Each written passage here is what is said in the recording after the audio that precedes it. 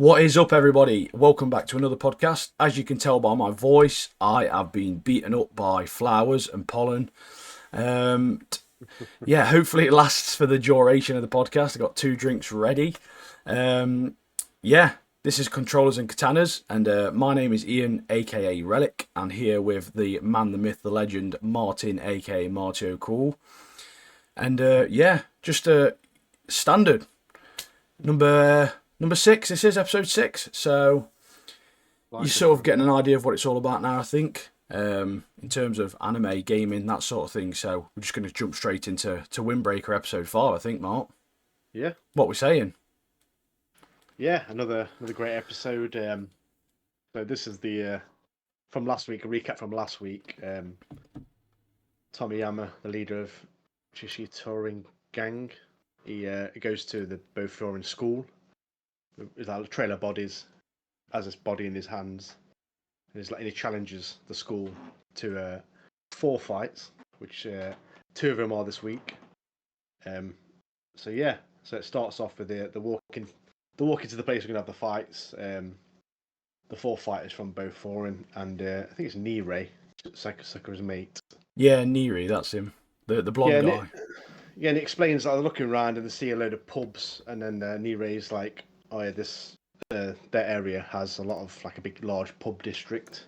Yeah. Which gets it's very lively, and at night it gets a bit dodgy, which most pubs do, don't they? Yeah, most night scenes when alcohol's involved. Yeah, people lose inhibitions in it, but so Tomiyama is leading the way. He's very excitable, very crazy, as we all know from the last episode, and he can't wait for this. He can't wait for these fights to begin, and his how he acts, it reminds me of a kid in a toy store.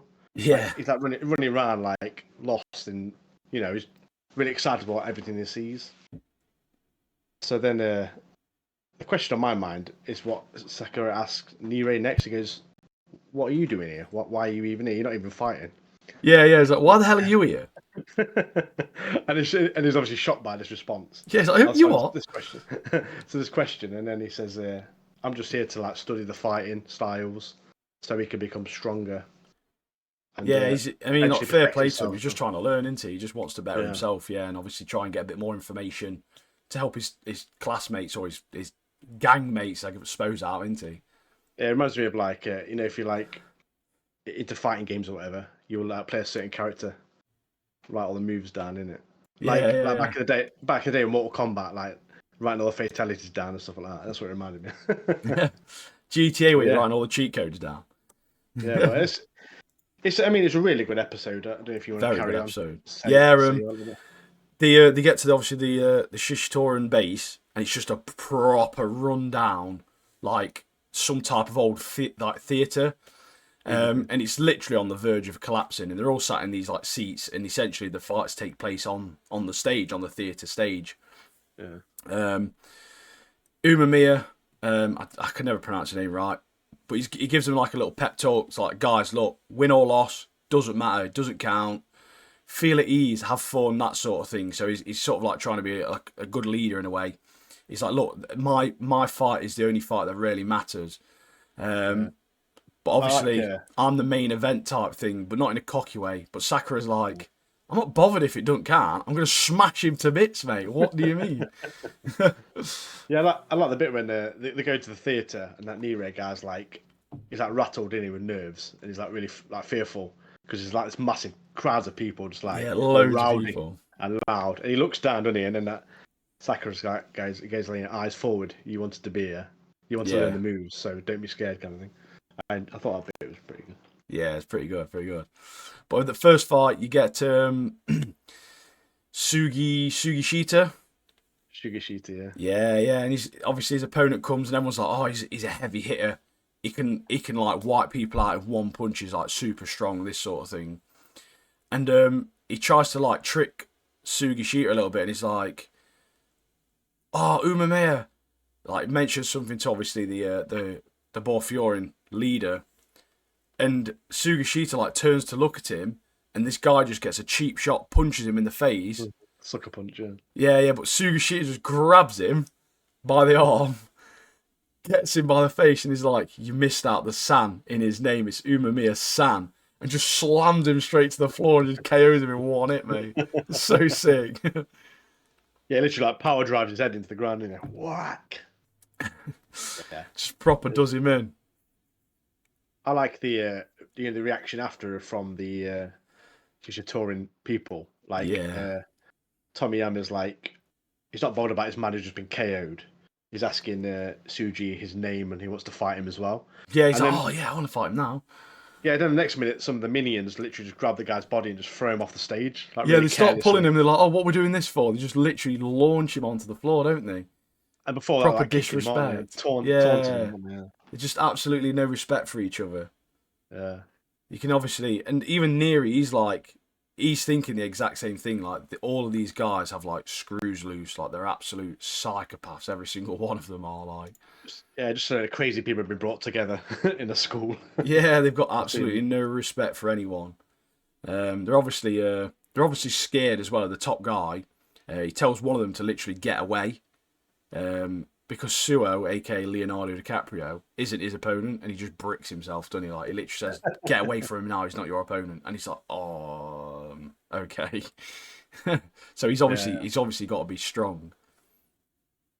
I'm looking forward to But that fight. That's the fight next week, isn't it? yeah, but the Big Suo, fights. is it Suo? CEO-san, isn't it? I think Yeah, that's he's like nobody knows anything about him. It turns out, do they? He's yeah. they don't know his fighting style. Really, don't know his background or anything. He's sort of quite new, almost like Sakura is in a way. He just appeared, sort of thing. But he's He's like actually a nice sick, isn't guy, he? isn't it? Yeah. Yeah, he's actually so sick. He's got like a proper Tai Chi or like Wing Chun, Ip Man. It's proper Ip Man Yeah. style, Oh yeah. fighting style, where he's just like dodging everything, like blocking and everything. He's proper sick. And essentially, he's trying to teach the other guy a lesson. He's trying to make him become a bit mature, and I think he does that really in the long run because he's not really trying to harm him. He's almost all he's doing is countering him. He's just dodging him, moving him around, and that sort of stuff. And essentially, they're just throwing the towel, and essentially told his opponent he was no longer one of them. Like Yeah. they've got no regard for any of their members. It's mad. Yeah, and while they're fighting, obviously the guy is it Kanemasan? He is this childhood friend of the guy who fought first, which is Ariyama. Yeah, So I was obviously that really frustrated trying to get a hit in. CEO San's literally just parrying, blocking, using his momentum to just throw him around, and literally he's exhausted, didn't he? it just And at that just point, runs him down. Absolutely runs him down. the leaders are like, we'll end it there. We're sick of this embarrassment kind of thing. Obviously, Yeah, get him the gone. guy's he's gone. Yeah, he's missed out there. So yeah, I Yeah, really enjoyed it. It was a really great episode. yeah. You get obviously them two fights. You get a little bit of, as I say, a little bit more bonding between the both Fiorin guys, Yeah, and you just get a little bit more hatred towards the Shishitorin guys because, as I say, they are genuine, just bad guys. And I feel like next episode we've got a lot more to come in the next episode because there's no obviously where part of that episode was traveling to the theatre through the bar, the pub district. They're already there, so it's got to kick off essentially straight away with more fights next episode. So I don't know how many more fights there is. There's like 3 more fights. We've got Sakura's, Umamiya's fight. it's 4 The fights, sec- isn't it? It's the just second 4. in command, sorry, he's got a fight as well, hasn't he? Oh yeah, there is a fight. Yeah, it's 3 fights. Yeah. Yeah, so I don't know how many we're going to get next episode. I feel like we could even get another 2 episodes of fighting, to be fair, depending on how Sakura's fight goes and how, obviously, second in command goes. Ume is obviously going to be the last fight. That could even be dragged out for a good episode alone, to be fair, depending on how it goes about. So certainly, if you're not up to date with it, get up to date because come sort of like Thursday this week, or to be fair, yesterday when the podcast's out, there's going to be a hell of a lot more action. Yeah. So yeah, it's certainly one to jump on ASAP, really. I'm looking forward to seeing what Umemiya's fighting style and what he's like in the battle. See what he can do. See Yeah, his moves. even the psychopath little 14-year-old leader, I'm Yeah. very intrigued by what he's going to do. He must have something about him because obviously he's reached the top. Yeah, hasn't he? he's the top. He's the top Top dog. Kaiju. Episode 4, Kaiju number 8. That's next on our agenda. So far, mate, I'm absolutely loving this series. Absolutely loving it, mate. It's so good. There's such a great sort of like mix of comedy and action, and it just seems to be such a, I don't know, well thought out anime. Again, the animation's still absolutely spot on. I love how Ichikawa has Kafka's back. Obviously, they've become good friends now. He's such a good dude. So obviously, Kafka, on the last episode, he obviously got hit by he got attacked by one of the kaijus, didn't he? And they was going to turn him off, but obviously, he sort of like rescued him, Ichikawa did. But he's like broke his leg or something, hasn't he? And he's carrying him on his shoulders, carrying Kafka on his shoulders, just running around. I like the bit where like he's like running through the battlefield, isn't he? And he's like really embarrassed because everyone's looking at him. But he's like, this is Kafka's chance, you know, his last chance. I've got to really help him out, as a true friend would. And then you have that other guy, like you said, the Dracula looking dude. Yeah, the vampire dude. He absolutely loves him, doesn't he? Hoshina, is it Hoshina? I think his name is. He's literally on the floor laughing his head off of what he's seeing. Yeah, Hoshina, that's it. He's loving it, isn't he? He literally says, I want to pass them just for comedy value alone, basically. Like, he thinks they're hilarious. He loves them to bits, doesn't he? Yeah, but since you mentioned he looks like Dracula, I literally can't see anything else. I just call him Dracula from then. My note says vampire dude. That's what I've called him. Yeah. Obviously, the blonde girl, Kikaru, she's so sick, mate. She is, isn't she? Just flies through all the kaiju. And there's that part as well where she lands between the teeth of that last kaiju, just shoots down his throat, and his whole body just bubbles up. It looks so good, man. Yeah, you can see that because she, like last week when we discussed when they got the suits, she had like 48% power. Yeah, power level in her suit. So you can see it from this episode, literally bouncing off roofs, running up walls, doing backflips. She's so powerful. She's literally killing loads of the kaiju in this test. She must kill like 90% of them. People are standing around, like looking around with the guns. Like what? She didn't even leave us any. Like she's killed them all. Yeah, it's. But obviously, we see a bit of a mega villain this time round almost. Basically, this tiny white kaiju appeared out of nowhere, and he shot Kikaru essentially straight in the chest, like in the chest area, and like it's literally like just reminded me of Frieza from Dragon Ball Z, and he even like he's dead squeaky as well. He sounds a bit like Frieza from Dragon Ball Z as well. I was like, that is just definitely like Frieza, 100%. But she gets she manages to use her suit, doesn't she, to like stop the bleeding and stuff because it's got like a healing factor on it. But she gets blasted a few more times and then gets smashed into a wall. And you get some flashbacks of her as a kid and how her dad's a bit very harsh on her, wasn't he? Very hard on her. It's almost like he's essentially pushed her to be what she is. But I think she's obviously still trying to make her dad proud. But her dad's one of them classic dads where it's like, you are doing this. Like, you are doing this. Yeah, if you're not perfect, you're a disappointment sort of thing. So yeah, she's brought up in a life of like you got to be the best. And to never give up. If you're not the best, you're nothing sort of thing. I found her dad to have the weirdest ass moustache I've ever. He's an odd bloke, isn't he? Beard. I was like, what is that? Imagine going to the barbers and asking for that. Like, what? Odd man, isn't he? Is that some over the top flipping Tony Stark like style beard or something? Next level. But yeah, she's obviously, and she's because of that almost she has got a very strong will to do well, and even though she's been heavily injured, she's still trying to fight through. She's just a legend, to be fair. She's such a good character. She's becoming one of my favourite characters, to be fair, in the show. She's so sick. It's that moment as well when she's literally like about to die. She thinks it's over. She's like, "Oh, I'm sorry, Dad," and then Kafka flies in. So Kafka flies in. Oshina and is it Misha or whatever her name is? Kafka's childhood friend. I can't remember her name. Ashira, is it? But obviously, Vampire Dude and her, they're trying to get to her, aren't they? But the kaiju is charging some like mad attack as well. But then obviously that's where Kafka just like appears and he turns into this kaiju in front of Kikaru. And he's so sick though when he turns into it, because they get the reading of his power level then when he turns, and they're like, that can't be right. Like, if that is true, that is the strongest kaiju that's like ever existed. Yeah. So yeah, it's sick. What also happened? Obviously, this new kaiju, this new entity. He Yeah, has the Freezer. ability to he has the ability to bring the kaiju back to life. So all the hard work Yeah, he starts trying um, to resurrect them. Kikaro's done. Literally, all these like bodies are coming back up, and they've got to really essentially start again. Haven't they? Yeah, but those suits they've got, they're so sick, mate. Like with the Yeah, shoulder pads and I love them. everything. I love them. Yeah. I had a search after I finished that episode, some cosplayers to see if they've pulled them off. And I see some people on Instagram that have made some proper sick looking ones. Oh, It's like made me want to start hitting the gym again, mate. Try and get in good shape and just wear one every day, mate. where I want to work and any occasion you can. Yeah, yeah. Oh, one of the parts that makes me laugh as well is when he's trying to. Obviously, Kafka just absolutely like obliterates that kaiju, doesn't he? Essentially, like he rips him to bits, and he's just feet and bones. Like literally rips all his skin off, everything.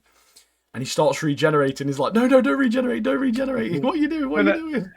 No, because he blasts him, doesn't he? He goes, Yeah. "Oh, come back from that, come back to life after that," and it starts regenerating. He's like Yeah, panicking, like, like, no, I didn't mean it, I didn't mean it, I didn't mean it. There's a bit before that though as well. When he goes to save Kikoro, he like obviously she knows it's him. Yeah, And yeah. then he turns around on his hands and knees and he's like, "Please don't tell Yeah, the yeah. defense force." He's like please, this please." proper dead strong, world's strongest kaiju, strongest kaiju ever lived, and he's on all fours just begging to like, please don't tell them, please don't tell them. It's so funny that was. It's just, I love it. It's got the comedy, it's got the action, and it's got a good storyline there. I just love it. It's just classic Kafka, that is, isn't it? Yeah. But yeah, it's the fortitude level. That's what it's like, almost like on the Richter scale, like an earthquake. His is like fortitude 9.8, which is like unheard of. Like it's absolutely unheard of. So yeah, he'd be the strongest in kaiju history. But yeah, when it just made me laugh because he's at the end of the episode, he's basically back in the hospital, and you just think, oh, I literally thinking, I hope his trip this time is a lot less dramatic than the first time he was in there, mate. Just ripped off that wall down, didn't he? Yeah. Scared that old dude to death, didn't he? But then the shocker of the episode is at the end. Hashtag spoilers, by the way. The white kaiju, the new bad guy, he's just in a toilet listening to the radio.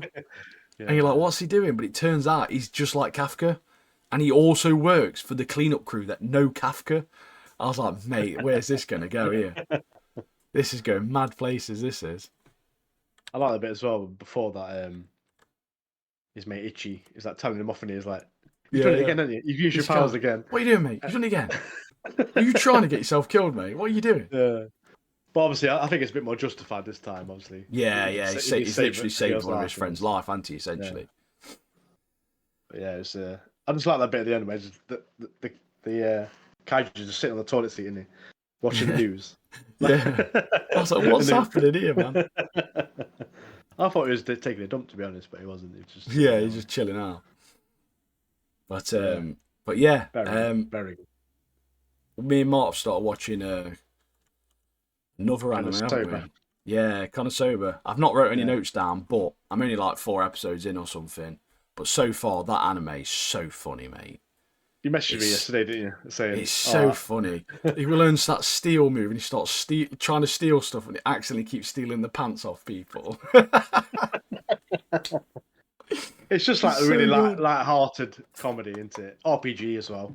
Yeah, if you like, you know. Did you see the episode where they were attacking that castle? Yeah, I've watched that. Mate, the Headless Horseman bloke comes up. Some absolute maniac every day for the last 20 days has been blowing up my castle. Leave me alone, you sicko. Yeah, because we get that character, don't they? I can't remember her name.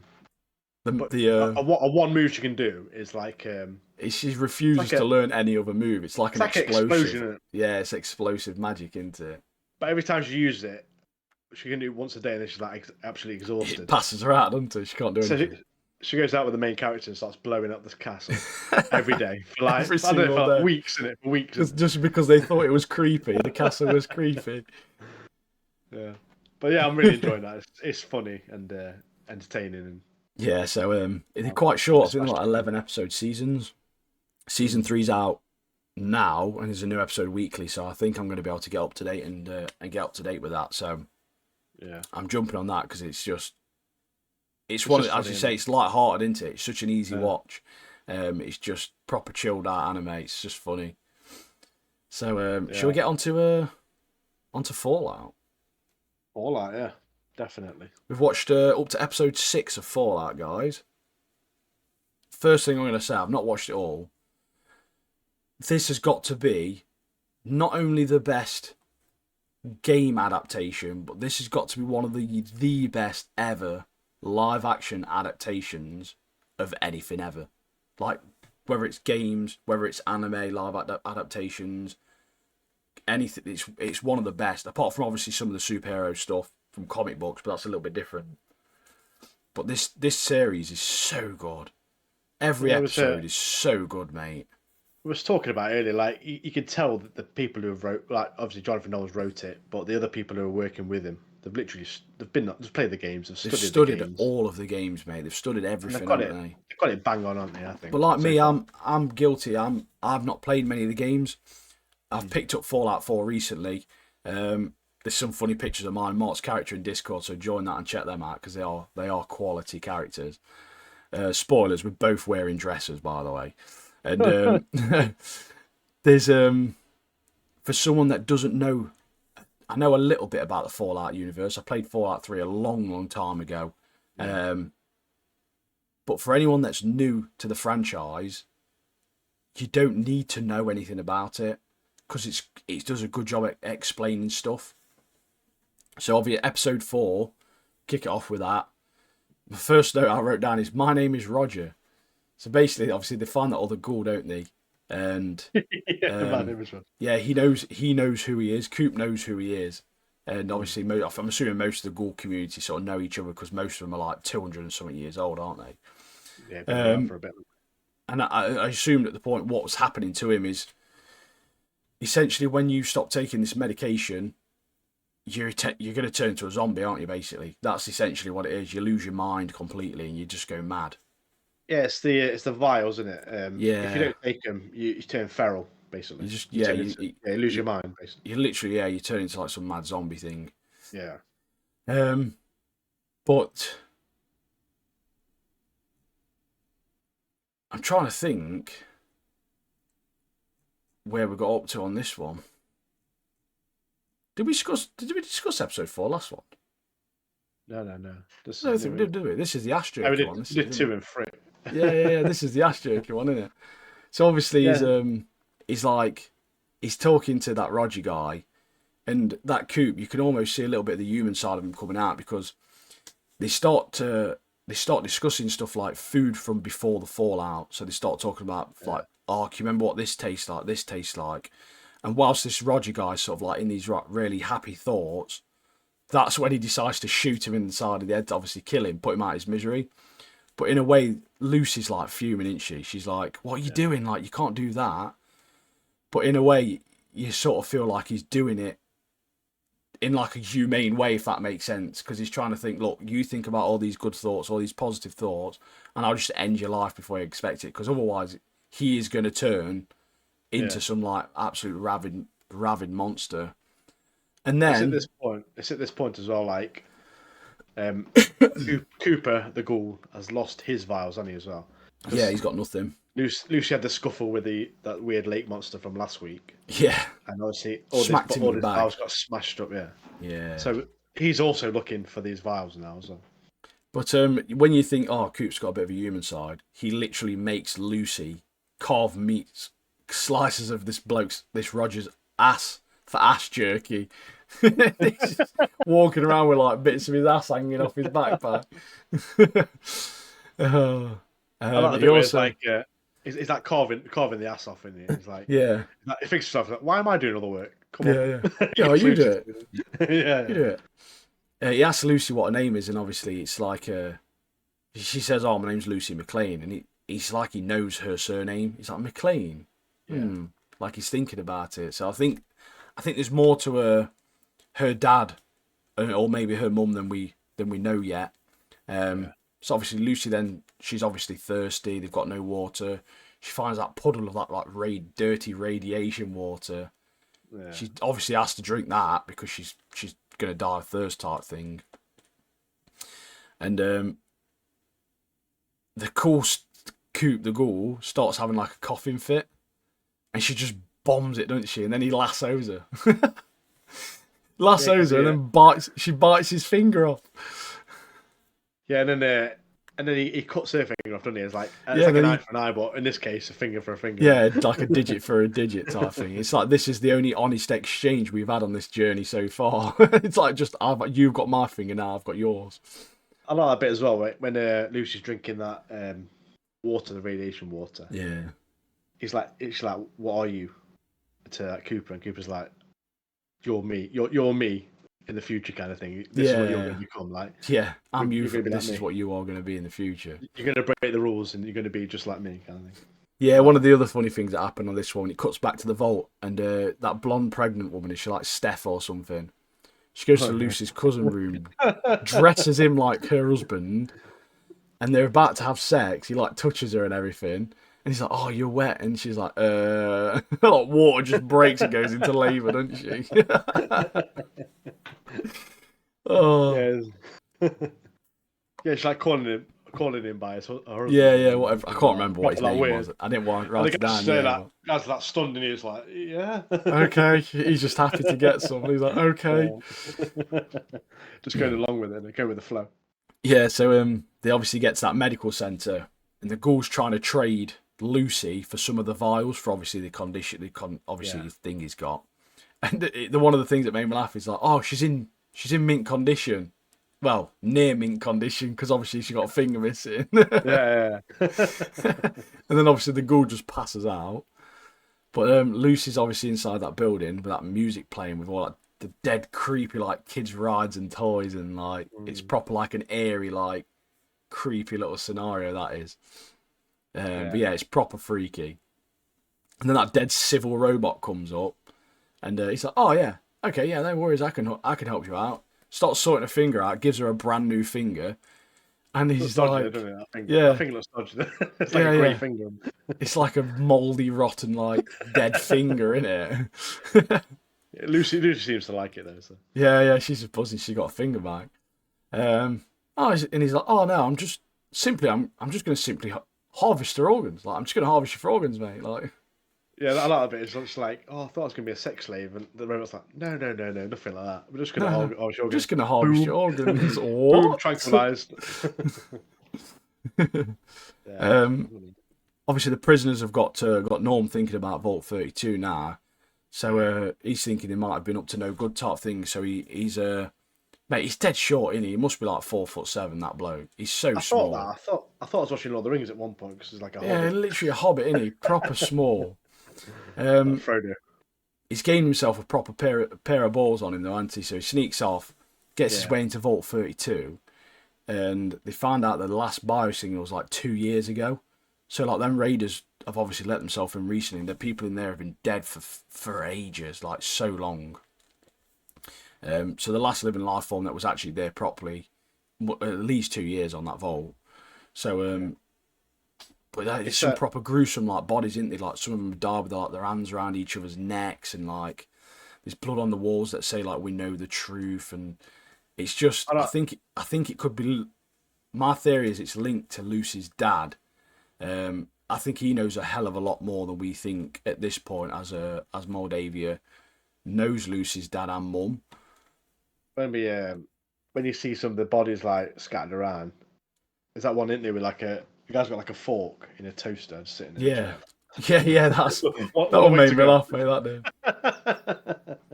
Just trying to make some toast and you get friggin' fried. He's like, "Do you know what? Sod this."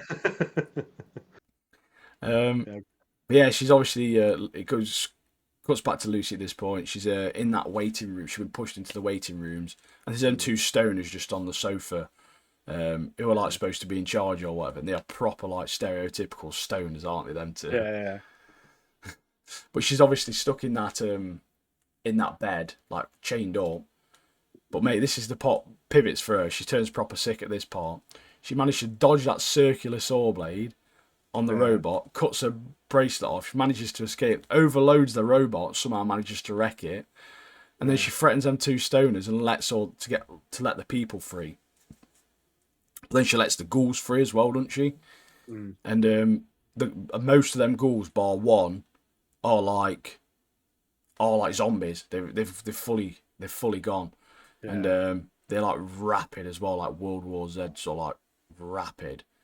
And obviously they straight away go after them two stoners who start trying to fend themselves off, like fend all the zombies off and stuff. And they do a good job to be fair to them.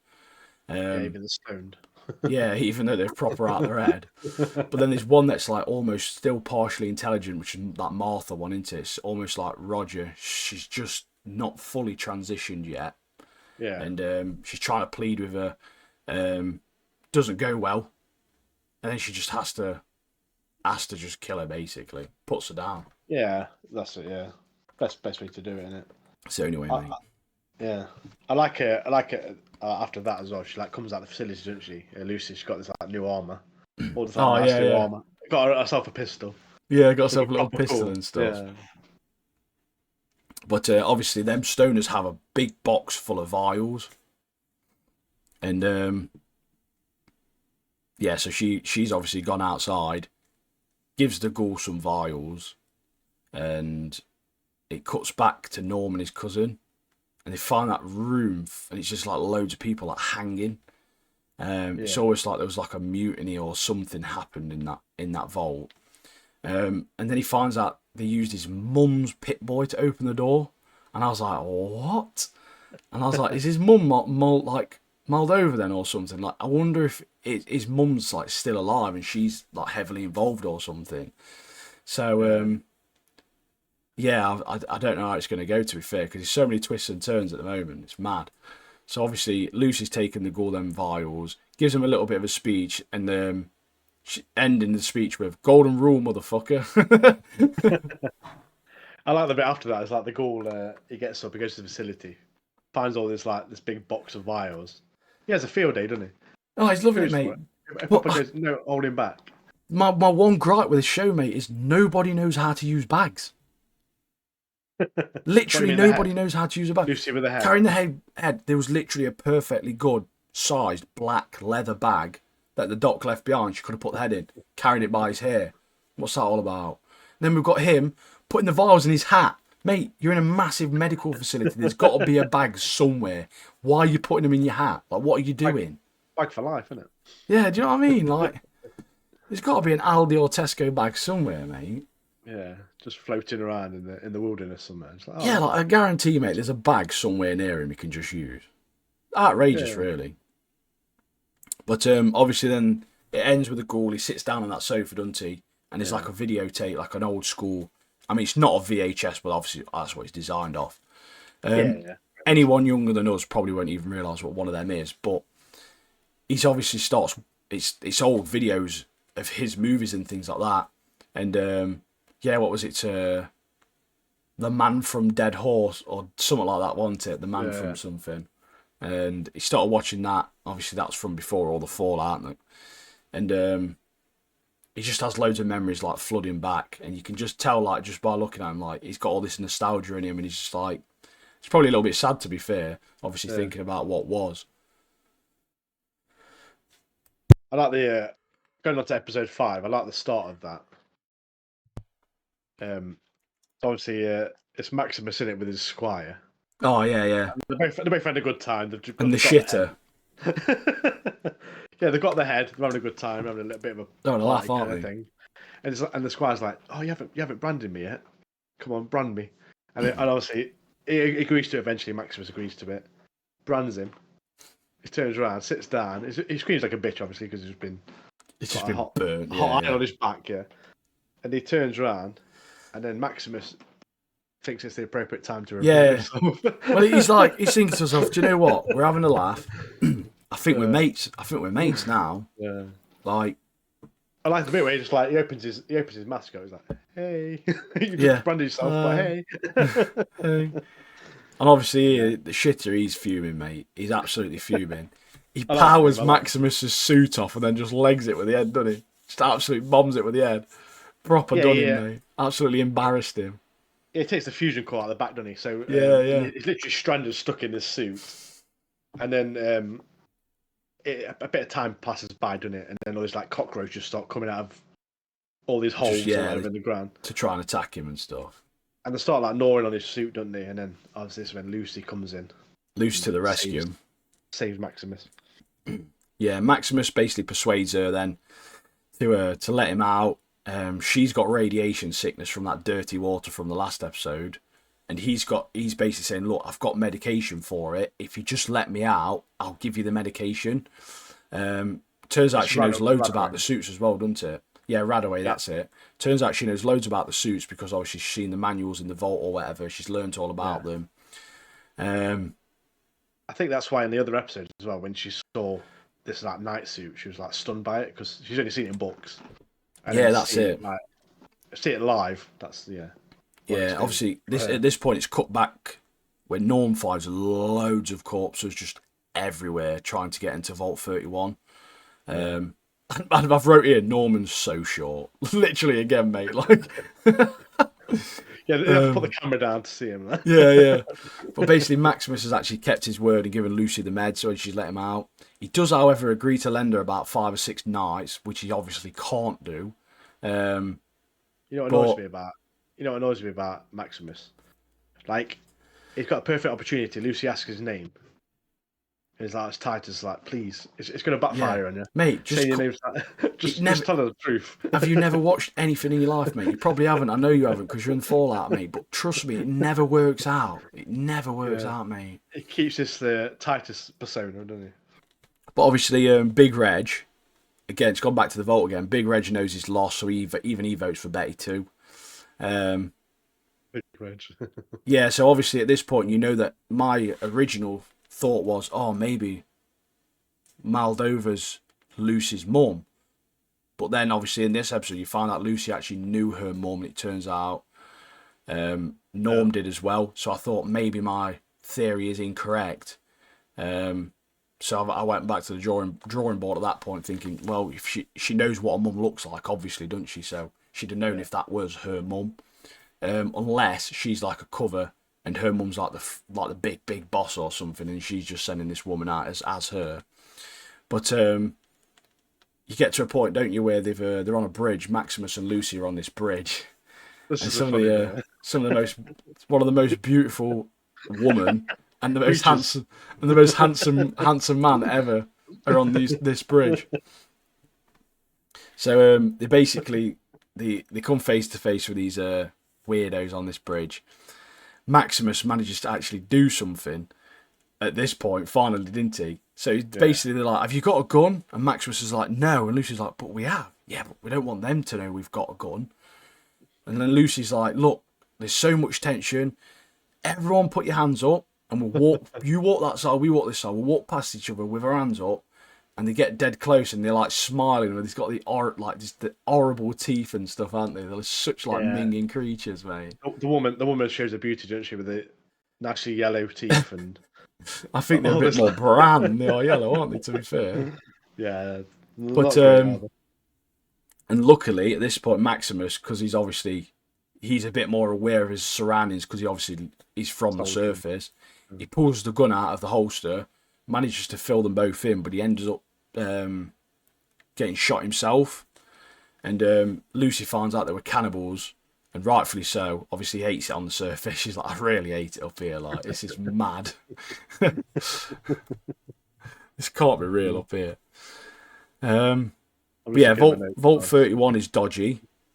Some proper corruption somewhere or another. And basically everyone who's been the leader of Vault 33 came from Vault 31, including Betty. She's from Vault 31.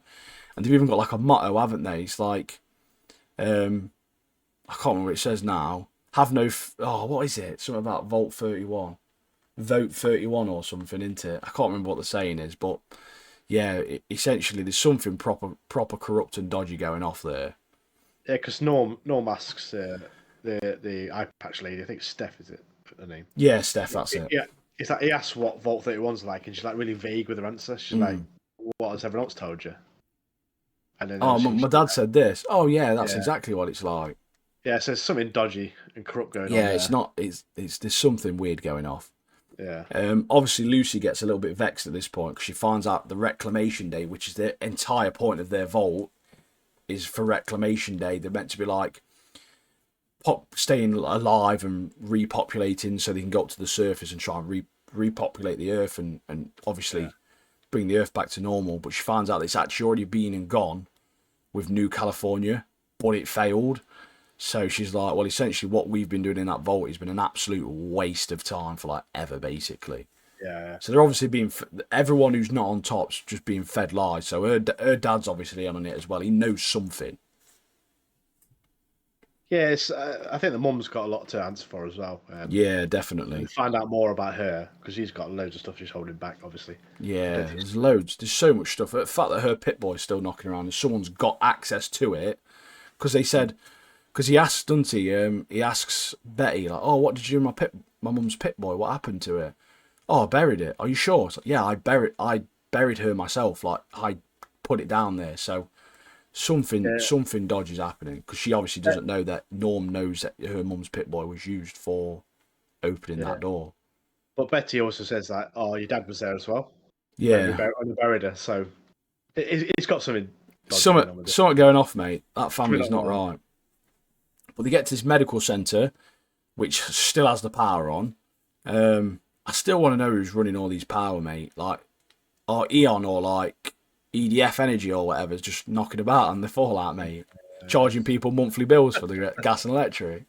Or no, how much Like, they're charging as well. Or is that yeah, so broadcast you going got all the exchange? PCs are turned on, and they go into this like doorway, and it's like it locks them in, sprays them with some stuff, and they just fall through the floor. Yeah, that's right. And it cuts back to the vault, I think, at this point, doesn't it? And they've somehow secretly managed to get 32 completely cleared and clean, mate. Like, obviously, Norman and his cousin know what the crack is, or what the crack was, and Yeah, they've essentially, their entire point now is they're going to put some people from 33 into 32 to start trying to repopulate 32 and bring that back to normal, to add 32 back to obviously the vault list. So I don't know where that's going to go. yeah. Because originally, obviously, because Maximus got shot in the arm, they're looking for like a first aid kit. So this is why Yeah, they go to the medical into that facility, medical facility, yeah, and then they get because it, trapped. And then, yeah. So he's been shot. And he's like, oh, it's happened before. It's just a graze, but it actually turns out he starts losing quite a lot of blood, doesn't he? It's actually a lot more yeah, serious than he originally thought. But the shocker of this episode, Lucy and Maximus have fell through the floor and they've ended up in a vault, which is vault number 4. Which yeah. obviously that's how the episode ends. And I was like, what is happening now, mate? Why are they in a vault? Like, what is going on? Obviously, that leads us to episode 6. And this episode, you get a lot of backstory on the Ghoul. So Yeah, much backstory on the Ghoul here. There's a and lot his of family business as well. talk as well, isn't there, prior to the fallout. Yeah, Obviously, you find out they've landed in Vault 4. Loads of surface people in that vault as well. Like loads of surface people. So essentially, that's almost like one of them vaults that takes in strays almost in a way, into it. Stray yeah. surface people, to rehabilitate them in a way, or give them a place or a safe haven, so to speak. Bit of a weird episode, this one. It's still a good episode, but there's plenty of bits that made me laugh, I must admit. It's a weird episode, and there's plenty of weirdos in the episode. There's loads of weirdos in the episode, mate. There's that We're part where about to, they're literally saying like, look, we've got to leave you for a little bit to quarantine before you're allowed fully in the vault for yeah. radiation and that sort of stuff. And Lucy's just like, do you want to have sex? And Maximus responds, what? Use my cock? Oh, he's like, it goes hard like a big pimple and pops. It's some people that mine doesn't though. Mine doesn't. Lucy's like, yeah, everybody's does that, mate. That's normal.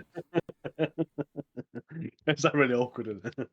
But yeah, they're obviously just trying to kill some time, aren't they? They're just bored. Yeah. Lucy's just bored, and he's like, no, I'm a knight. He's like, dead. No, I'm a knight, so I probably shouldn't. And she's like, okay, I'm not allowed. Not allowed. yeah, okay.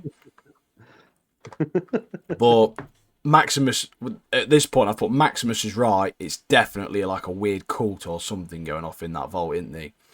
The overseer's a cyclops, mate. What is that all about? He's got one eye.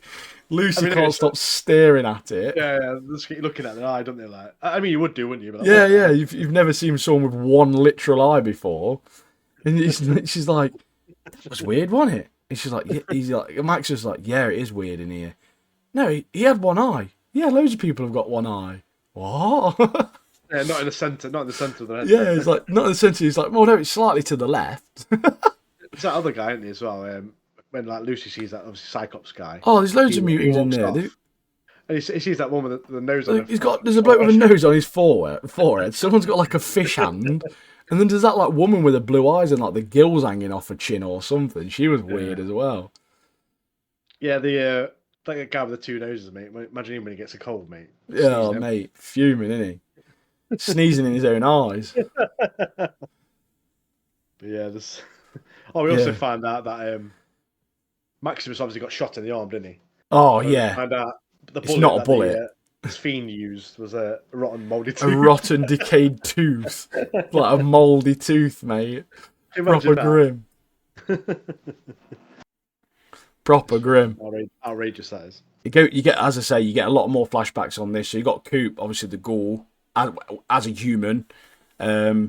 He's a little bit fuming. He's got a mate that starts telling him a little bit of stuff about Vault Tech and obviously how they're essentially just a corporation that's trying to take over the world and just try and get money out of people. But his wife works for them, and they have this little bit of an argument. And I got fuming because she was like, "Yeah, she'll be sad though when we move to the vault." And he's like, "Why?" He's like, "Well, dogs aren't allowed in the vault." What? Dogs aren't allowed in the vault? Proper villains, mate, aren't they? Absolute villains. Yeah, I like what Cooper says. Like, she's like, "Why are you bothered about your outfit?" Or whatever. It's like, listen, I didn't fight a war for freedom just to be under the heel. Literally, just to be under the heel. It's like I literally fought a war. What do you mean? Yeah. So yeah, he's fuming, isn't he? At that point. But they do a very good job of showing that people from the surface as well have had no luxuries ever. And I know, obviously, don't get me wrong, I'm not being one of them people, but I know there's a lot of third world countries in this, obviously now in real life, and there's a lot of countries that don't have that. But for a country like America that has got very much a lot of luxury in real life, it's obviously a shock to see that sort of side of the system, especially when the people in the vault have got like flushing water and hot showers and toilets or all that sort of stuff. Maximus, the woman gives him like a pit boy and says, "Look, you go to this vault. Why don't you have a hot shower?" And he's like, "A what?" Like he's like, "What's one of them?" Like he doesn't know how to use a flushing toilet or anything, does he? He's looking at his power suit, isn't he? And it's like, it goes to the guy. It's like, where'd you get the electricity from? And then you find out it's a fusion. Oh yeah. Sorry, I missed that. Yeah, of course. Power the electricity. He goes to take it. She catches him. It's like, yeah, why don't you go to this room and like enjoy yourself, kind of thing. You know, have a shower. Yeah, I think they obviously want.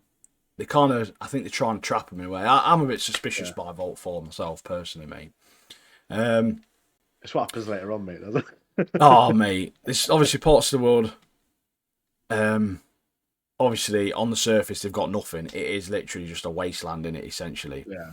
But when those sheriffs are taking the ghoul back, there's a sign that says government, but it says government, like it's spelt wrong. That made me laugh. Government, and literally, he goes into that part, and he turns out the president there. Yeah. He knows him. He's like done work for him before, and he's known him for a long time. And now this like big back and forth, don't they? And he's like, "Oh, just let me free, mate. Come on, like let me free." Starts sewing his finger back on, doesn't he? And then it's like the guy's like, "Oh, I'm the president," and he's like, he goes, "Mate, you need a publicist because it's the first time I've heard about it." Yeah, you need a publicist, mate. That's the first time I've heard about this. Who knows about this, mate? Because no one. Yeah, it's proper good. He's proper witty, isn't he? Yeah. It's just another thing that it's just to prove it's well written, isn't it? It's just so good. Yeah. It's such a good character. But you get to a point where he's riling up that other bloke, the sheriff bloke. And he's like, "Oh, is your daddy a coward? I've been to Philly and I killed about 9 or 10 people." Then he's like, "My dad was in Philly." He's like, "Well, I probably killed him as well, mate." He's like, "Unless he was a coward." He's like, "My daddy ain't no coward." And obviously he makes the other guy take his guns off. Gull just gets up, mate, smashes them both in, gets them 6 shooters, and just starts nailing him. That president guy's like, for God's sake, like, And then we found the poster on the wall, don't we? oh yeah, the Moldova poster. Yeah. And then he's like, why have you got this? He's like, oh, that's Moldavian. He's like, that's not how I remember her. And then you get this like, this flashback was pretty cool for me, because me and Nat are weirdos and we watch videos like this all the time. But flashbacks goes to Hollywood Forever, which is like a real life cemetery in Hollywood. And there's loads of celebrities actually buried there in real life. Judy Garland's there, Charlie Chaplin, Chris Cornell from Soundgarden, Dee Dee and Johnny Ramone from the Ramones, Burt Reynolds is there. There's loads of people buried there in real life. Like, it's a proper famous cemetery, that is. Is that where Paul Walker's buried? Oh, I'm not too sure, mate. But yeah, that Hollywood Forever, there's so many like proper famous people buried there, you know, in real life. I think I've been there, you know. I think I've been Have you? there. Yeah. I've seen Charlie Chaplin's grave. Yeah, Charlie Chaplin's there and everything. Because one of the Ramone brothers, I think it might be Johnny Ramone, his headstone is literally like a statue of him playing guitar. It's proper sick, mate. I think I've been. I went to a massive. I think it's where Paul Walker's buried. If it's It probably is, mate. There's so many celebrities there. It's unbelievable how many people are buried there. Yeah, I've been there. Yeah, I've been there. Yeah, it's sick, mate. And I like that. I thought, oh, do you know what? Because I've seen like YouTube videos and stuff of like, there's a guy me and Nat watch, him and his missus, they go to like all over America and they've gone all over the world sort of stuff, but they're like a proper Halloween and like horror orientated channel, and they do stuff like go to different cemeteries where like celebrities are buried and they'd like talk about their pasts and stuff like that. It's really interesting. So for me, that was a bit of like a geek out moment. I was like, oh, that's sick. That's actually like Hollywood Forever Cemetery. That's wicked. That is. Anyway, obviously he only walks in. That's all you get. He literally walks in, looks at the card, and then it cuts back to the surface folk in a Vault 4. Mate, they're 100%. That's a weird cult. That is. They start doing like a Mexican wave, don't they? Mate, Lucy's like, Lucy walks out, and this bloke's like, yeah, it gets a bit rambunctious or whatever he says for me, so I don't bother going. And they're like, oh, do you want to come? And she's like, yeah, sure, why not? And they're all there, and I think they're lighting these candles. They start doing this weird like noise, basically bowing, aren't they, constantly? And then they start getting the tits out, mate. What's that all about, mate? They take the top half of the kit off, just tie it around the waist. Honestly, 100%. My first thought before any of that happened, I thought, I bet they're gonna have like a mad orgy, mate. Like, and then they're a cult, so yeah. Yeah, that woman comes in. They're 100% a cult, mate. Start rubbing this weird ashes on their head of like the dead friends and that. Start drinking the blood, mate. What is that all about? Yeah, because Lucy starts joining in. She like wipes the ash on her forehead. Yeah. And then they're like, oh yeah, it's the people who died in Sandy's is it Sandy Sands or whatever it is? Yeah, it's Shady Sands, isn't it? Shady Sands. What? Yeah. It's like, what? Yeah, she's like, are you mad? All the dead people.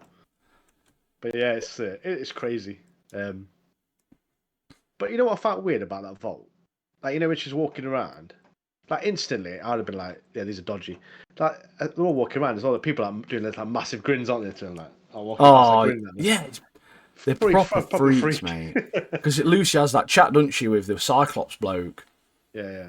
And he's like dead racist, isn't he, really? Let's be honest. He hates them, doesn't he, them surface dwellers. But like, she finds out that he's like from a long line, like a long generation of like people that have already been in that vault. And he says, oh yeah, it's just the ways we have to bring them in. And he's like making jokes about the, like, obviously the nuke and stuff into him. I like that bit where he goes to drink his tea, but he drinks the wrong one. He drinks some like mouldy tea, and that spits out. It's like, oh, it's that mouldy tea or whatever. It's funny.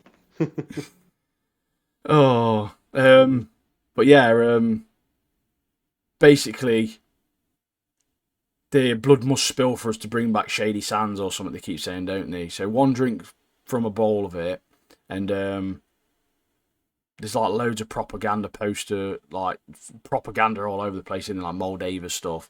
And Coop runs into Charlie. Is it Charlie? What's that, sorry? Oh, I can't remember the name of the person is. But basically, she legs it, doesn't she? Essentially, to go to Maximus. Yeah, because it's before that as well. Like, there's this thing about, is it level 12? Is it or something like Yeah. that? Oh yeah, level 12. Yeah. What's at level 12? Tell me what level So 12 is. there's something dodgy going on there, and after Cyclops is like, no, no, no, don't go there. No, No, no, no, do no, that. no. Yeah. Just go now. You're excused. Like you must leave now, sort of thing. So when Lucy leaves this orgy of flesh, Yeah, just mad she goes thing. she goes to Max, who's in like a nice robe. He's had a shower. He's He's just eating had a shower, got chocolate. his slippers on, eating popcorn and that, or whatever he's doing. Yeah, having a good time. And she goes, "Listen, I'm going to prove it to you. I'm going to prove that this place is dodgy, even though you said it before. I'm going to prove it now to you." And then she enters level 12 in the elevator. Yeah, so she basically level 12 is almost like Fallout 4 when you first start that game, mate. You end up in those little chambers, don't you? They freeze Yeah, you. And obviously that's where you see in the game, you see they get unfrozen slightly. They take his baby, kill his wife, but he's obviously still in the thing, and then he gets refrozen. yeah. Um, so they What that essentially, yeah, they video? get to level 12. Um, That video, what you see, that was a bit dodgy, wasn't it? there's basically like a dead thing floating in the tank, isn't there? Yeah. Yeah, there's a video of, what is it, a woman in the water tank. And she like gives birth to lots of fish-looking things. Isn't Yeah, it? it's just in the centre of the room going into labour. It's a whole like tiny, what are they called, mate? They're called gulpers or something, aren't they? Yeah, she I gives birth searched to it because I want to know what they're called. Yeah, just gives birth to loads of these like weird gulper things, then he eats which they them. devour her. Yeah, they Weird, just eat her weird. like a piranha, don't they? Yeah, it's just It's some mad, crazy. like, absolute horror type, American horror story type weird thing, mate. It's like proper bizarre story, innit? And you got like jaws on it. You got jaws of like heads, hearts, body parts everywhere. Yeah, but basically, It's you essentially learn from Vault 4, and obviously what's happening in Vault 33, 32, 31. Every Vault, there's something dark. sinister, or Yeah, there's something weird happening behind, obviously, the scenes, and people don't know about. She finds a bunch. Obviously, that's where she finds all them frozen people in tanks, yeah. very naked people in tanks. One of them looks pregnant, which reminded me of Fallout 4, where obviously his wife's got. I know she's not pregnant, but she's got the baby. Yeah. Um, but yeah, it's mad, mate. I don't know what they're doing there. They're absolutely mental. Them lot are. And then the guy with the two noses approach, Nosy. We'll call him Yeah, Nosy. big forehead, sniff head. Yeah, so he approaches. Lucy tries to hide. Um, he's like walking around. He must have Yeah, smelt her or something. sniffs her out, mate. Doesn't he? Sniffs her out. That's what he's got two noses for, isn't it? Yeah, he And then sniffs her out. she makes a noise. He presses the alarm. For some reason, he's got like a harpoon gun on or something. Yeah. What is that, mate? She's Uh, scrapping through him, isn't she? To be fair to her, trying her hardest. he's Obviously, got they one shot. capture her. Yeah. She screams at that other one. Is it Birdie, is it, or something? That weird one. She's like like one of the leaders, but not the like quite Cult the lead. leader, innit? Yeah, She's the cult leader, she is, mate, yeah. 100%. Yeah, she basically says they're insane, doesn't she? I like her. She's not bothered, though. The nosy guy. She chucks like acid on his face, so burns that nose off. Innit? Done him a favour, hasn't she? He's like, I'm normal. I'm normal after. Just check. But yeah, obviously, right at the end, you see Maximus is just in his robe eating popcorn, watching that waterfall, isn't he? He's watching that waterfall, and yeah, obviously, Having a good time, innit? he's just chilling. Oh yeah, the part made me laugh when he first had that. He opened that tin of caviar up, has a little bit, and he's like, runs outside. Excuse me, what's this? Was it? I thought it was chocolate. I did, Yeah, personally. it says caviar, I think, on the tin. It'd be funny if it was like boot polish. It's like, Yeah, yeah. Oh, It's amazing. that's clean shoes, mate. What? Oh, it tastes well now. I've just had 2 tubs of it. But yeah, so a very interesting turn of events on this episode, I must admit, mate. I'm not sure at all where this is going to go. I honestly don't know. I still think her mum is heavily involved. I think her mum is behind the scenes, all of it, like the head leader. I do. I think she's dodgy. Her mum is, and obviously her dad knows and her dad's also involved in some way, which is I think why they didn't kill her dad at the start. They just captured him. Yeah. It's got a lot. Yeah, there's a lot to go off, man. I'm so excited to watch these last 2 episodes. Obviously, we're going to discuss them next week, but And obviously, Moldova wants the head of Yeah. Wilsig, isn't it? So he's got a load of information on there that could lead to other things. yeah, honestly, there's so much still outstanding. Like it's going to be a lot of information in these last 2 episodes. So yeah, we're excited for that. and- Very excited for that. I've just closed down my browser with my notes on. But I've got a little bit of gaming news as well, to be honest with you, mate. Let's hear it. All ears. So, actually, no. I'm gonna talk a little bit more on the TV show side of things. Our main man, James Gunn. He's announced. He posted it on his own socials. They've started Peacemaker season 2, filming that. And for those of you who have not seen season 1, it's got the main man John Cena. You Can't See Me, and it's very funny. It's such a good show, that is. So season 2 again, it's going to be just as good, I imagine. So that's definitely one to look forward to. He also posted a picture of Corin Sweat as Superman in the new suit. Corin Sweat sat down. It's obviously an edited photo. Suit looks a little bit dirty. He's putting the boots on. I've seen a lot of hate for the suit. I think it looks so nice, mate. I love it, I do. I think it's a sick suit. It's a very nice, vibrant blue. It looks like it's going to have the classic red pants. A lot of people said it's outdated, but to me, I like it when they have these comic accurate sort of suits. And it's got the lines on it as well. Like it's almost like the new 52 type Superman for you, anyone who's read the comics. It looks, as I say, it's a bit dirty, so it looks like it's potentially from a post-battle or something like that. Yeah. I think he's going to do a very good job as Superman, you know. I think Henry Cavill was sick, don't get me wrong, but as a young replacement, I think he's going to do a very good job. Yeah, when he first got announced, I was a bit skeptical, obviously, because I'm a big fan of Henry Cavill. Obviously. Yeah, massive fan of Henry Cavill. But then when I'm seeing more and more coming out of what James Gunn's, giving to us, I'm on board. I'm on board. I've seen a picture of him recently, topless, mate, in the gym. He is Solid. massive, mate. He is ripped, mate. He is. He's a unit. Yeah. He's got a very Henry Cavill-esque physique. Yeah. So, yeah, I think we've got some good stuff, like I've touched on before, some good stuff to come in terms of the DC universe. I've got a bit of a sad one, though. Bernard Hill sadly passed away this weekend. He was 79. For those of you that don't know him, a lot of you might know him as the captain from Titanic. He was also the voice actor of Sir Walter Beck in Fable 3. But, most notably, he was King Theoden in two parts of the greatest, I don't care what anyone says, this is the greatest movie trilogy ever made, Lord of the Rings, mate. He was in 2 and 3 Lord of the Rings. What a guy, mate. I just thought I'd mention him because Lord of the Rings was a massive part of my childhood, mate. Yeah. And I just want to pay respects to him because he was a great actor. He's also the only actor ever to be in 2 movies that have been both nominated for 11 Oscars. Or won 11 Oscars. Titanic won loads of Oscars and Lord of the Rings as well. The thing is with Theoden as well in Lord of the Rings, his character's so good. Like the one-liners he comes out with and what he does. He's so sick, man. Helm's Deep.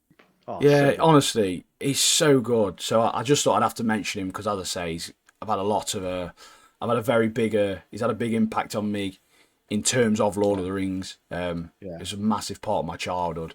So R.I.P. to him. He's a great actor. So on to a little bit more, not funny, but gaming news here. Helldivers 2. I know everyone listening will have heard this. So basically, Sony mentioned they were going to make linking players' Steam accounts to the PSN mandatory.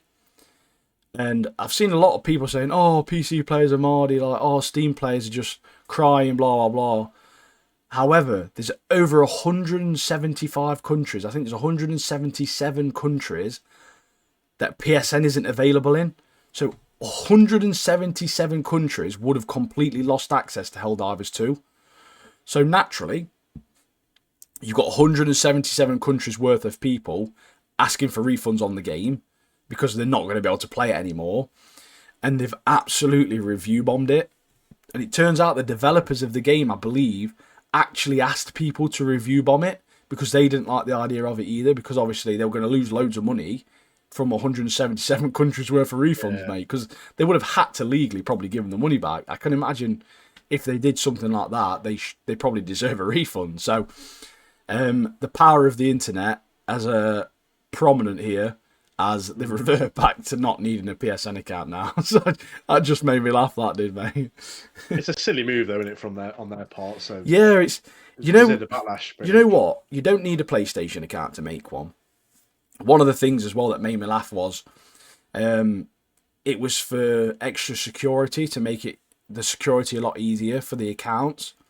And obviously, when we did the console tier list, I mentioned that PlayStation, mate, they've got one of the worst track records for keeping people's card Yeah, details. They're giving them away left, right, and centre, mate. yeah, dodgy, mate, dodgy. Yeah, so I just thought that's all I've got on gaming. I just thought I'd mention it because it made me laugh. Yeah, I've got a bit of news. I was reading up online earlier. Wrong rumours that the showcase is coming up in the next couple of months. CD Projects, who obviously brought us Witcher 3, Ooh, Cyberpunk, stuff like that. They've got some really interesting news that they're going to bring forth. So maybe Witcher 4, maybe some details on that because they are making that game. Ubisoft have said that their showcase is one to watch because strong possible, but strong possibility to that they're going to mention more on Assassin's Creed Red, which is the the one set in Japanese. Japan. Yeah, Yeah, man. and Bethesda as well have also announced that they're going to bring some really good stuff. So maybe news on new Elder Scrolls, or maybe It maybe Fallout even 5. Fallout, yeah. Yeah, I don't know if we mentioned this before, but um, the writers and team for the Fallout show, they had to speak closely with the developers of Fallout the game, like Bethesda and stuff, yeah, because they had to figure out what storylines they could use, because obviously they didn't want to go down a similar path to what Fallout 5 was going to be. And yeah. obviously they've sort of like etched out what the next storyline's going to be for the next game or two anyway. So they had to like really get together with the developers of the games to make sure they wasn't like stepping on toes and like making a similar storyline to what the game was going to be. So I thought that was quite interesting. It'd be perfect timing to bring Fallout 5 or even Oh, if announce you it because announcing with that the now, show, with it's the show, literally yeah, the perfect time. Yeah, not you. You don't even have to give a date. Just announce like a year, 2025, yeah, 2026, yeah. whatever. Pre-order it now. People watching the show is like, Yeah, yeah, I'll have a pre-order bit it of that. now. I'll have a All bit it of is a that. logo, mate. You're pre-ordering a logo of a game. I just want to talk a bit on. Obviously, we're both playing Fallout 4. Yeah, Proper enjoying it. I've not really done a lot of storyline. I finished the game before, I've been killed but like I've not five been. times on it, mate.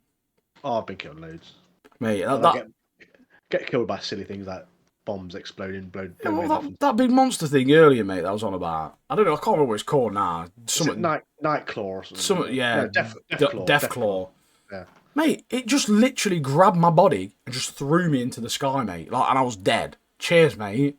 Nice one. Just flying off in my pink dress. Like, It proper flew off bullied me. like a parachute in your dress. I'm Mary He's so Poppins, strong, mate. mate. I was fuming because he attacked my dog and it was like, your dog needs help. And I was like, oh no. So I ran up to the dog, get him a little stim pack, and then I got launched and I got killed instead. One of the yeah, like I said, I've been doing a lot. I'm not doing a lot of story on it, but I've been helping all the settlements out because I love the building aspect, modding your weapons, modding your armor. One of the most annoying characters on the game. I don't know if other people agree, but that the guy called Preston, the leader of the Minutemen. Literally, you do a mission. Is like he's constantly wanting like you to do favors for him and missions. He thinks he's like the gift that keeps on giving, doesn't he? He's just like, yeah, do this now. It's like, what? I've literally done a massive mission for you. Bloke And thinks he's he's sending off God, doesn't he, somewhere else. mate? Thinks he's God. But this guy's a leader. He didn't do anything. He just walks around with his gun around the I'd bomb his head sanctuary, doesn't out, mate, straight away if I he? could. Yeah. But I do want to try the. I've been seeing a load of reels on Facebook and Instagram of like all these like different power suits you can get. And Oh, the yeah. first time I played it, I never really got all the power suits. But that's something I want to strive for this time. But I also want to try out Fallout 76, so I've not tried that yet. Yeah, it's a co-op It one. looks interesting. Yeah. In the obviously in the gaming part, me and Mark have been chatting. We want to start doing some dedicated gaming videos, not on podcasts. Obviously, we are controllers and katanas, so we want to sort of dedicate a bit more because we realise that on a podcast, we're the type of people, we don't play a lot of games. We get dedicated to one sort of game. We play it for an extended period of time. Like I'm still playing Lethal Company. I've been playing it for like 4 months with my mates. Like it's one of the only games I play. I'm picking up a single player game, i.e. Fallout 4. There's only so much you can talk about with old games when there's no new games coming out. And obviously we don't mind mentioning news and stuff. So we're thinking potentially what we're going to do is we're going to start making dedicated gaming content and uploading that separately to the podcast. So you'll still get the podcast, the tier lists and that sort of stuff. You'll start getting a little few shorts and reels from us as well, which will just be snippets from stuff. But then we're going to start doing dedicated playthroughs of games as well. So if there's any games that you want us to play through, give us a shout, let us know. We've got a few in the pipeline which we're not going to mention, top secret for now, but we'll announce them obviously close to when they're ready. But yeah, if there is any ideas, jump in Discord, let us know, guys. Yeah, we've got we're talking about, obviously we've got a tier list coming up. We're going to do a few shorter tier lists on podcasts, but obviously longer tier list with more discussion off. Got one coming up for you guys soon. Yeah, we're going to do that on YouTube separately. So yeah, jump on YouTube, follow us on YouTube, go on Discord. It's all in there. So Yeah, we're about. Yeah. But yeah, we have got a tier list today. This one is it's a very short one. It won't last long, and it's superhero based, and it's both of our favourite superhero based. Number one superhero in the world, Spider-Man. So I'm gonna swap my screens. This is going to be the Controllers and Katanas official live action Spider-Man suit tier list. I'm not going to start it off on the S tier straight away because I don't want to sort of like what's the saying? You've got to warm up the oven, ain't you, before you stick in the turkey? Do you know what I mean, mate? Oh, Do you know yeah, what I'm yeah, saying? yeah. Do you know what I'm saying? American Pie style, isn't it? American Pie style. He did something else with the turkey. Oh no, the pie, but we won't talk about that. So, I'm going to start off with, I think I'm going to start off with the homemade suits. Do you remember any of the homemade suits? I remember the one he made where he fought the wrestler. Is The it? Maguire one. Yeah, Tobey Maguire one. Yeah. Let's be honest, right? It was like he was wearing pajamas, basically. It's rubbish, mate. I won't leave the house wearing that. No, we're gonna get hate for this, mate. If you agree with me, I'm putting that F tier, mate. It's rubbish. Yeah, it's proper crap, mate. It really is. And do you know the next one that's going in F tier as well? What's that? Andrew Garfield's homemade suit, mate. He's literally just got a red mask and sunglasses on, basically, with like a woolly hat and that. It's so stupid, mate. Have a look at it. Yeah, you have a look at that one, mate. I'm proficient. That's the word I'm looking for. What's it? Homemade suit, yeah? Homemade. Yeah, Andrew Garfield, homemade Spider-Man suit. TASM 1. Putting TASM 1. He looks like a thug, just like a red. Yeah, he's literally just got a stupid red mask on with a beanie hat and that on. It's rubbish, mate. Get it in there, mate. Get it in there. However, credit where credit's due, Tom Holland's is the best out of the three. So that's getting a D tier for me. Actually, no, I'm giving that a C tier, you know. Have a look at that one.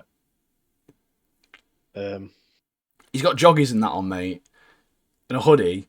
But he's actually got actual proper lenses that work. Oh, yeah, I remember that. Yeah, that is pretty cool, yeah. I'm going C on that one. That is definitely the best one out of them. It's definitely the best one, mate. It's got like the logo's pretty sick on it as well. Yeah. I'm gonna the Far From Home black suit, Night Monkey. Do you remember that one where they were in like I can't remember, Paris or something, aren't they? They're abroad, yeah, they're abroad. Was it Night Monkey? Night. That's what they call him, I think, Night Monkey. Yeah. Yeah, I do like it. It's okay. It's like a tactical suit, isn't it? I'm giving it a B, mate. Would you? Yeah, yeah, yeah. It's like a SWAT suit, isn't it? Like a Yeah, I'm yeah. giving it a I B agree with because that. obviously they Yeah, want him to do some missions, don't they? But they don't want people to know Spider-Man's there because obviously that's going to it's going to yeah, give it away, isn't it? He can't go dressed as Spider-Man in a different country. Like they're going to know it's him, aren't they? Do you know what I'm saying? yeah. They've seen it on the news. They've seen it It's a on bit odd, isn't it? It's world a bit news. odd. Yeah, I'm yeah. gonna I'd agree go with Iron Spider suit. that. MCU. This is. See, I think it's good. I do think it's good. I think it's one of the best ones. I think But it's I think A. I'll give it an A. yeah. It is It's not an good. S. It's not an S. It's definitely not an S. What sets this suit apart from the others is the legs, the Iron Spider legs that he gets, and And it's the designed, superior designed by Spider-Man. Iron Man. It's designed by Iron Man, isn't it? Yeah, that's right. Yeah. And one of my favourite superhero suits, I think we've touched on this before, one of my favourite Spider-Man series, comic-wise, is Superior Spider-Man, and he's also got the legs as well. And that's Yeah. one of the reasons I really love that suit. I think you can get them on the game of Spider-Man. I think you can get it as like a special costume. I think. I might be lying, but You can when you get the modded version on PC, definitely.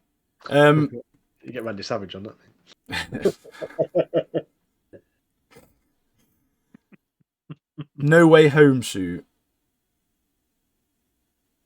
See, I already know what my best one is, but I know number one, mate. I tell everyone knows number one suit, and if people don't agree with this, I don't care, mate. In my opinion, there's only one S tier suit for me, you know.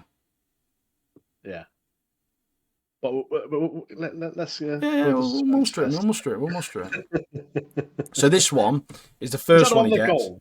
Is that the one with the gold? No. This is Wait, what did I say? Did I say No Way Home? I didn't mean No Way Home. Did I mean No Way Home? Homecoming? Homecoming suit. I'm saying. Oh, okay. Let's do the Homecoming suit. The No Way Home suit's not on. Oh, it's kind of is. It's more the Far From Home suit. This Homecoming one. suit. It's very Yeah. blue. Am I looking at the right one? Homecoming. It's the very first suit he gets. It's a bit different to the one that was in Civil War. It's very similar to that, but it is slightly different. Yeah. It's A or B, okay. maybe. I was going to suggest a B as well. It's okay. Yeah, I'm just thinking of the RS tier, mate. Tobey Maguire, mate. He's going straight in A. Don't need to discuss it, mate. Yeah. Legendary. I'm pretty sure this is Spider-Man 1 and Spider-Man 2 suit. I don't know why they're both on there. They're both going in A. The Spider's a bit different on one of the logos. The Venomized Toby suit, A. The black version. Though I didn't like. Is it the guy who played Venom in that film? Oh, yeah. Eddie It's Brock in terrible. that's Like, rubbish, mate. So weak and like. Flimsy. Right. The Amazing Spider-Man 1 suit. Do you remember what that one looks like?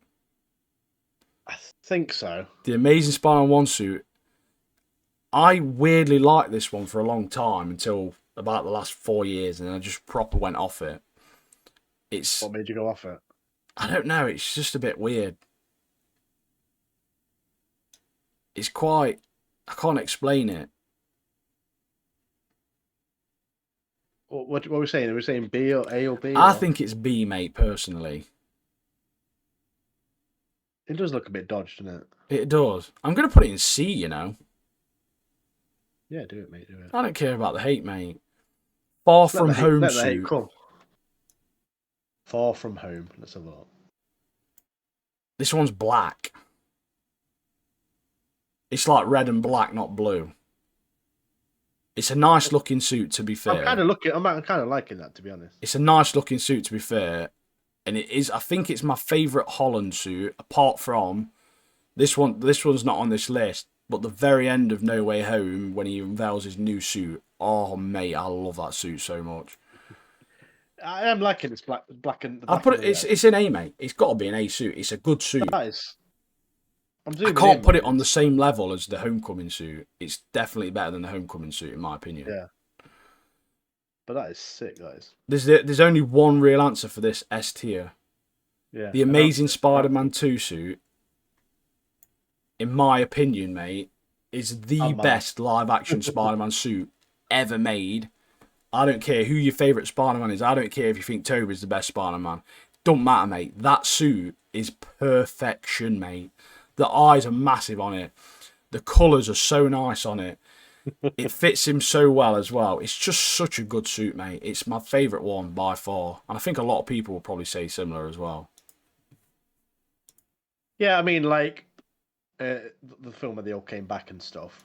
Obviously, people love Toby, people love Garfield, and to see them come back, mate, in that film was so good. Mate, I remember being in the cinema.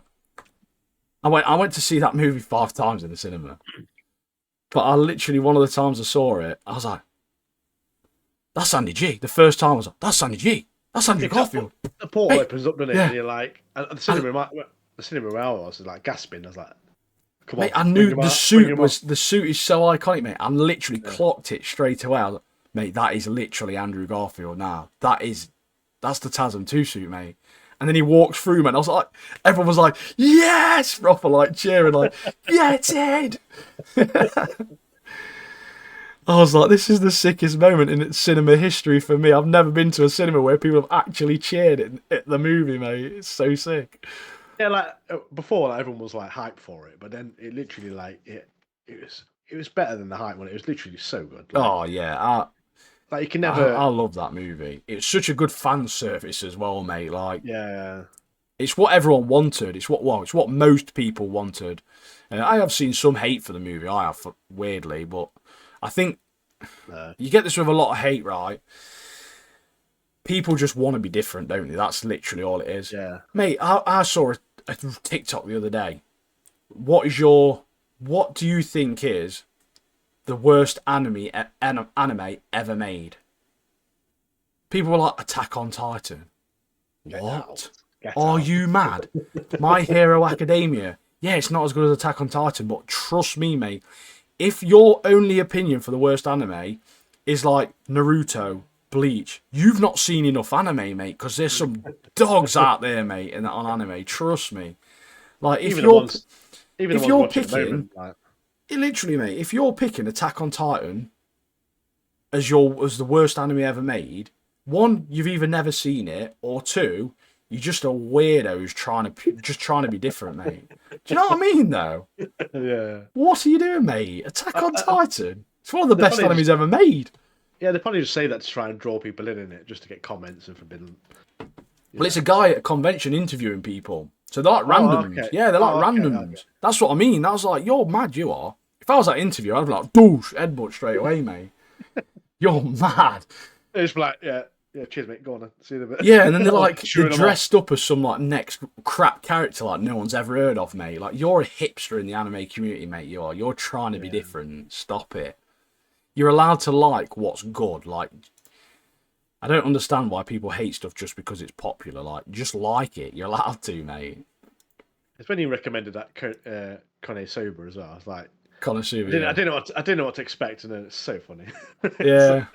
Definitely recommend it to anyone listening and watching. It's proper good, mate. I'm really enjoying it. I am. It's so good.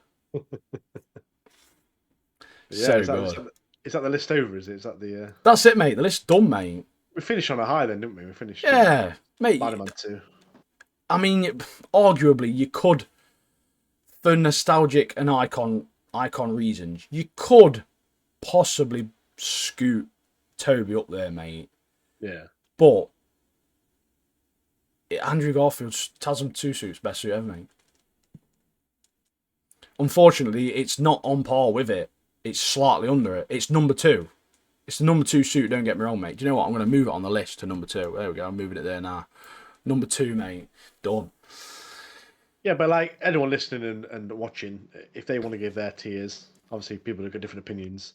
Put it in their Discord. Put it in the comments. Yeah. And unless if the TASM 2 suit isn't in S tier, we don't want to know about it, mate. We're not interested, mate.